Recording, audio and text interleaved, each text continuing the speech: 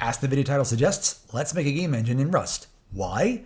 Because I have a master's degree in computer science, so at least think I know what I'm doing. The job market is ass right now, and I'm unemployed. So here we are.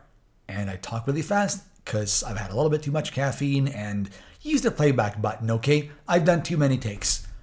Anyway, this is what I'm making, but also not, in that this is very much making systems, not a game, because I have a lot of like autism plus OCD plus, slight perfectionism plus massive ambition equals I have a lot of things I want to do that are all a million miles away from completion that I tinker with every now and then.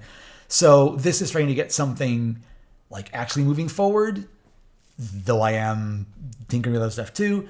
And I'm trying to make like an actual reusable engine here where I end up with a bunch of well-defined modules with like well-defined interfaces and separation of concerns and all that. So I can just go, oh, I'm going to make this game. I'll reuse this and this and this, but not this or this or this. And that all just makes sense is the idea if I do it right. And yeah, another observation. For some reason, SDL makes my mouse cursor black whenever it goes inside of the SDL window. I don't know why. It must be some default thing. I'm not doing anything with mouse cursors. Autism and autism. Moving on. So, like I said, I'm making systems, not a game. So I'm keeping what I'm trying to make a little bit loose around the edges on purpose, but it is 2D top down because I thought of an old freeware game I played years ago called Meteor that was pretty fun. But again, I'm not sure exactly what to do because I want this to be a test bed so I can play around with different ideas and systems and see what sticks and what I end up with. Maybe it ends up being a game, maybe just an engine, but we'll see. And just make that as flexible and reusable as possible. And you may have noticed art is not my strong skill. True. I said autistic, not artistic. So, expect this game in the end. I'm going to try to do some pixel art. Expect it to basically look like a DOS game that time forgot that was made 30 years ago as a shareware game by like one programmer with autism and 0 artists. Like, that's kind of, to set the expectations, that's probably where we're going to end up. Hopefully, maybe. Anyway, that being said then, how am I actually doing this? Well, like I said, I'm using Rust and SDL. Let me just show my list of packages. I mean, if Emacs wasn't enough of a giveaway, yes, I'm old school. I'm Gen Y. I'm a dependency minimalist. Like, I hate that modern idea that, you need to convert, like, I don't know, HSV to RGB. There's an NPM crate. Just import it. No. If it don't need to be a dependency, it probably shouldn't be. Like, simple as that. Call me old school, but, if you don't want to end up with something that looks like the tech stack in that one memetic XKCD comic, don't import things you don't need to import, okay? So like I said, we have SDL3, because why not? And then we have GLU-sys, because I'm doing OpenGL, because I took computer graphics about a decade ago. I think Vulkan had been both announced and I think released as well, but it was pretty new, so they were still teaching OpenGL. But it's also considered easier to learn by some because it does more for you. So they might still be teaching that. I don't know, but that's what I learned. So I don't know Vulkan yet. I want to learn it someday. I'll probably use the Ash crate because apparently per the SDL3 documentation, those go well together. But for now, we're doing OpenGL with a very crude OpenGL wrapper because I got a bit mentally fixated on, let's do this without a shader just because it's fewer lines of code just for this demo. I'm going to rewrite everything later anyway, which I probably am going to rewrite that into a shader next episode, but I'm getting ahead of myself. So I chose this very simple wrapper that just really is just a crude wrapper around the GL and GLU headers, but in Rust. But the advantage of that being very, very, similar to the C is that, or to the C headers, is that everything is named the same thing. So I can just look at the Chronos documentation. I don't need another layer documentation for somebody's in-between layers. So, good and bad. Anyway, lastly, we have the PNG crate because the sprite's a PNG. So there's that. The code then. There we go. Let me have a sip.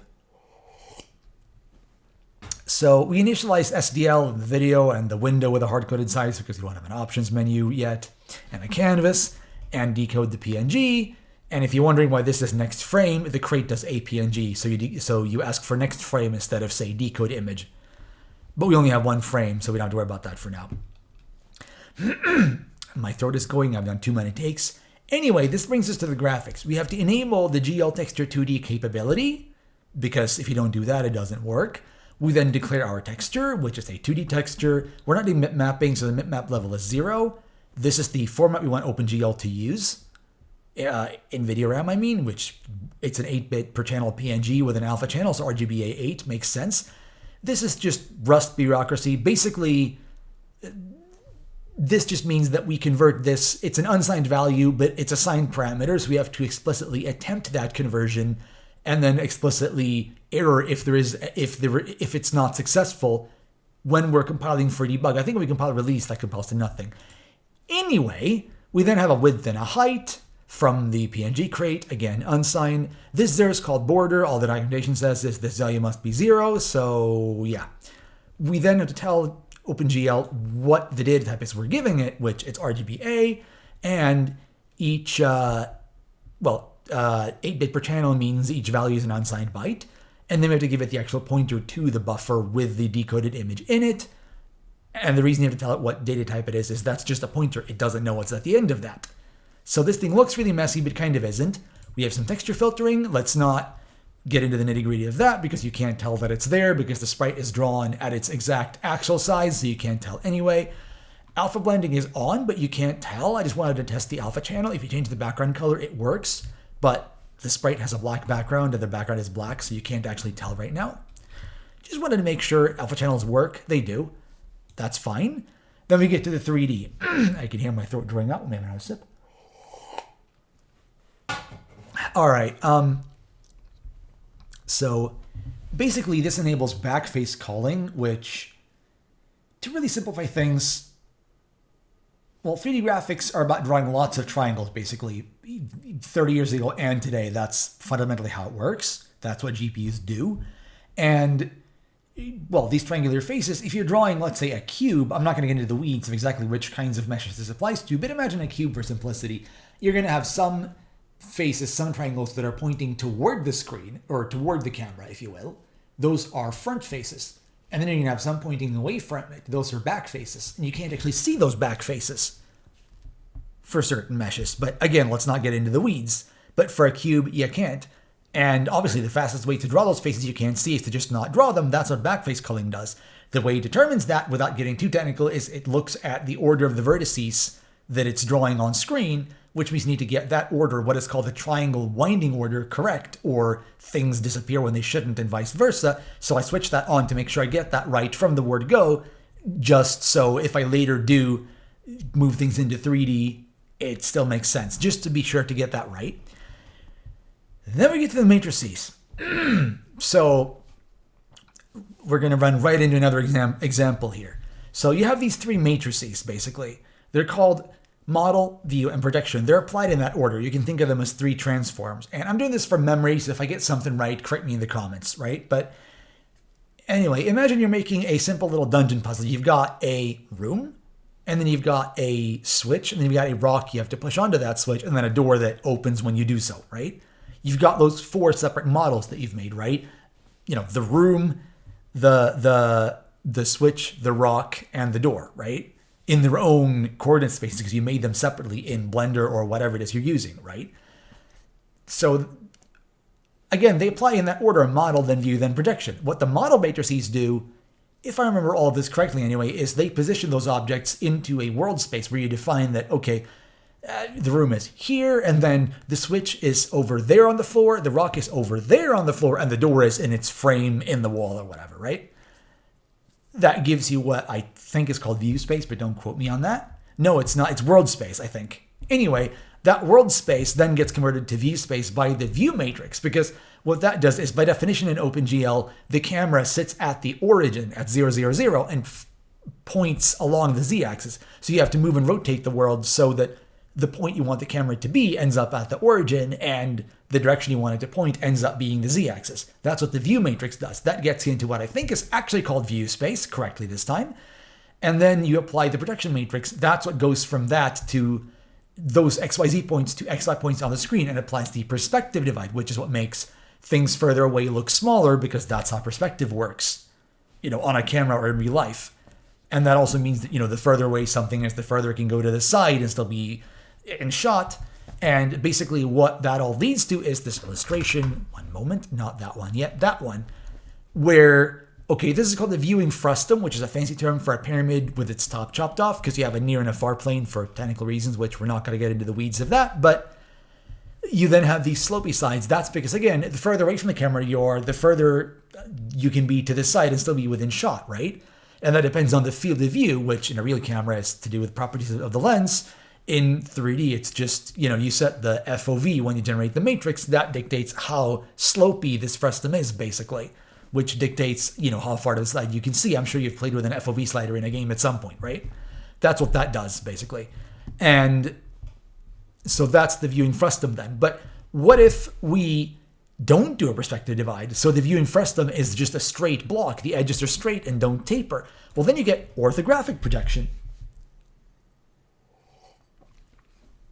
which looks like not this one, but these 8, where things don't get smaller as they move back. It looks like a blueprint or technical drawing, right? So, these walls, same size, these walls, same size. These 2 walls, same size, looks like one, because they're the same size, stacked on top of each other. But what I'm doing is more like this, because top down, right?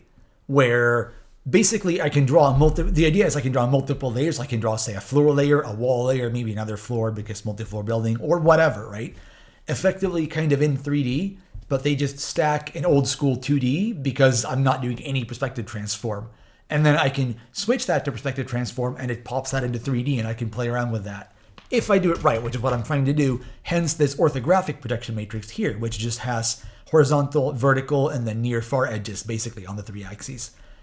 And what we're doing is we're setting the projection matrix to that. Then we switch so that whenever we mess with the matrices after that, we mess with the model view matrix, which is combined because reasons. Anyway, we set that to the default. And then the thing is about matrices in OpenGL is when you mess with them in this old school way, you change it and it doesn't change back unless you reset. So we can do delta values, and that's what we're doing. So basically, we just have a few lines of code to go through before that. We have to grab the event pump from SDL, do some math to figure out how to draw and move the guy, and we have to declare our delta variables. Then we're at the actual loop right here, which if I can syntax hide that for you, there we go. Now you can see the whole thing. We set our deltas to 0 at the top because they're per frame delta, so we reset them. We get all the pressed scan codes, and then immediately convert to key codes just because I wanted to see if I could make this work inline in a match statement. This is how you do it. The difference between ski code and can code, no, key code and scan code, is that a scan code cares about the physical location of the key relative to a US QWERTY keyboard, which is the default for historical reasons, whereas the key code cares about the label on the key. So, well, I have a QWERTY keyboard because Swedish keyboards are QWERTY, bad example, but let's say you have an AZERTY keyboard. The A key on that will have the scan code of Q because that is where the Q would be on a US QWERTY physically. But the Q key would have the key code of Q because it actually is labeled Q on the key. Doesn't really matter because I'm just checking the arrow keys to set the deltas and escape to just break the loop to terminate the program if you hit escape. And that's all our keyboard input code. But anyway, just wanted to test that and it works. So you can do either in SDL. It's flexible like that. But yeah, then we get to the graphics code. We, like I said, translate this matrix. It's not a pretty way of moving the guy. It's not maybe the correct way, but it works for now. Again, I'm going to rewrite like all of that to be in a vertex shader probably in the next episode anyway. But for now, this is what we're doing just for this minimalist demo, right? We translate that matrix, because if we never reset it, it stays translated, so we only have to move it by the delta each frame. I've multiplied that by 4 because 1 pixel per frame was too slow, so I arbitrarily multiplied by 4 to speed it up. We don't move on the z-axis. We clear both the color buffer and the depth buffer. We don't need the depth buffer yet, but as soon as we stack things, that'll make sense, so I may as well. And then we begin a triangle fan. What that means is we're telling OpenGL that these triangles are connected together like, a handheld like manual fan. They fan out from a point, if you will. So that means that we don't have to specify those points on that common edge the triangles share twice, because what we're drawing is a little square with a guy on it made of 2 triangles. And this means we can just specify 4 vertices instead of 6, which is, less verbose and more efficient. Then we just give the texture and the vertex coordinate for each of those points where, the texture coordinate defines how the texture maps to each corner, and the vertex coordinate defines where that corner is. And then we're done. GL end. That's our graphics loop each frame right now. And then we check other events just so we can check for event quit, which I believe is triggered when you close the window, so we can terminate neatly if you do that. We present what we have to screen because You have to do that every frame or it doesn't show up. That's how double buffering works. At least I think double buffering is what SDL does. Anyway, we do that and then we sleep till the next frame, which, yeah, the refresh rate is hard-coded and, you would have separate game and video ticks once you have an actual game and blah, blah, blah. We don't have that right now. So it's just wait for 1/120th of a second because my screen's at 120 hertz. So that's it for now. See you again in the next episode. And that's it, I guess. Bye.